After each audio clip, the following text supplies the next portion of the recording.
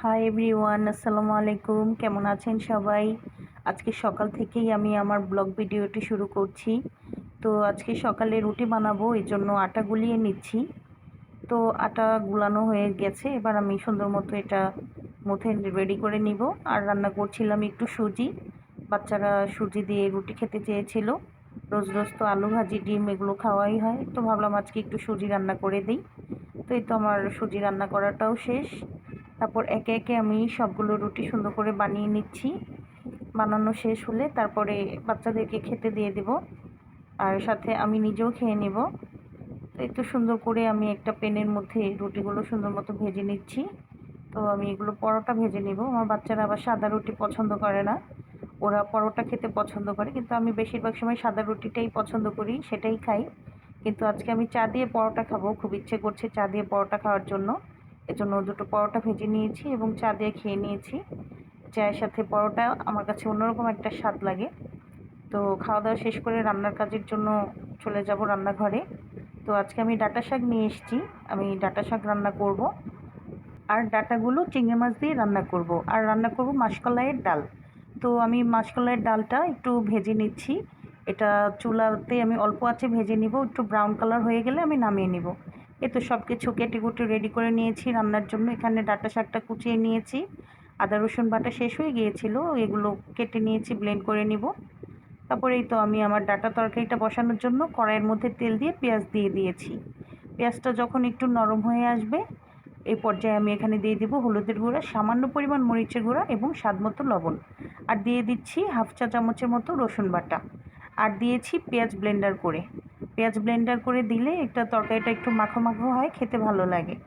আর অতিরিক্ত মশলা আমি ডাঁটা তরকারিতে এমনিতেও ইউজ করি না, ডাঁটা তরকারিটা একটু হালকা মশলাতেই ভালো লাগে। তারপরে এই তো বেছে রাখা চিংড়ি মাছগুলোও আমি দিয়ে দিয়েছি। এবার ভালো মতো মশলাটা কষানো হয়ে গেলে আমি ডাঁটা এবং আলু কেটে রাখা দিয়ে দিয়েছি। ভালো মতো নেড়ে চেড়ে মিশিয়ে মশলার সাথে ভালো মতো কষিয়ে নেব। কষানোর পরে আমি পরিমাণ মতো পানি দিয়ে দিব। তারপর তরকারিটা আমি রান্না করব। এখানে কিছু কাঁচামরিচ দিয়ে দিচ্ছি। তো তরকারিটা রান্না হতে থাকুক, পাশের চুলায় আমি শাকটাও রান্না করে ফেলেছি। এই তো আমার শাক ভাজি করাটা শেষ। তারপরে এই তো কথা বলতে বলতে আমার ডাঁটা তরকারিটাও রান্না করা শেষ হয়ে গিয়েছে। এবার আমি রান্না করব একটু ছোট মাছ। ছোট মাছ এগুলো খেতে ভালো লাগে, একটু ভালো মতো মচমচা করে ভেজে নিয়েছি। তারপর সুন্দর করে আমি পেঁয়াজ দিয়ে ভুনা করে নিয়েছি। তারপর একটু ধনিয়া পাতা কুচিয়ে দিয়ে তরকারিটা আমি নামিয়ে নিচ্ছি। তো এখন আমি ডালটা সুন্দর মতো ব্লেন্ডারের জারে গুঁড়া করে নিয়েছি, দেখেন কত সুন্দর গুঁড়া হয়ে গিয়েছে। এবার আমি ডালটাও বসিয়ে দিচ্ছি, পাতিলের মধ্যে আমি পেঁয়াজটাকে ভেজে নিচ্ছি। তারপর এখানে একটু সামান্য পরিমাণ আদা রসুন বাটা দিলাম, আর দিয়ে দিলাম হলুদের গুঁড়া। তারপর দিয়ে দিয়েছি স্বাদমতো লবণ। এখানে আমি মরিচের গুঁড়া ইউজ করব না, মাসকলাইয়ের ডালে শুধু হলুদ দিয়ে আমি রান্না করি। তারপরে এই তো ডালের গুঁড়াটা আমি এখানে দিয়ে দিলাম। আপনারা চাইলে এটা পানিতে গুলিয়েও দিতে পারেন, এটা যার যার ইচ্ছে মতো। আমি এভাবেই দিয়ে দিলাম, ডালটা একটু তেলের মধ্যে ভেজে নিচ্ছি, তারপর পরিমাণ মতো পানি দিয়ে দিব। পানি দেওয়া হয়ে গেলে আমি এখানে কিছু কাঁচামরিচ দিয়ে দিয়েছি। তারপর ডালটা অনেকটা সময় ধরে একটু রান্না করেছি, ঘন হয়ে এসেছে। এ পর্যায়ে আমি একটা ডিম দিয়ে খুরচুনির সাহায্যে এটা একটু আলতোভাবে নেড়ে চেড়ে দিচ্ছি, তাহলে ডিমটা একটু ঝুরা ঝুরা হয়, ডালটা দেখতেও ভালো লাগে, খেতেও ভালো লাগে। সেম প্রসেসে আপনারা মাছ দিয়েও ডালটা রান্না করতে পারেন। তারপর বিকেলবেলা আমার ছোট ভাই আমাদের জন্য দেখেন কত সুন্দর নাস্তার আয়োজন করেছে।